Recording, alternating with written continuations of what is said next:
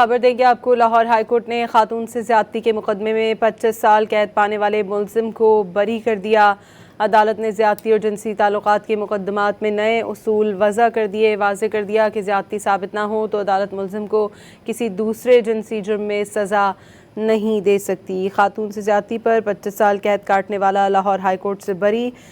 अदालत ने रिमार्क्स दिए, ज्यादती साबित ना हो तो मुलजिम को किसी दूसरे जिनसी जुर्म में सज़ा नहीं दी जा सकती। FIR में रेप का सेक्शन है तो उसे साबित करना होगा। जस्टिस अमजद के रिमार्क्स, मुलजिम के खिलाफ 2010 में मुजफ्फरगढ़ में मुकदमा दर्ज किया गया था।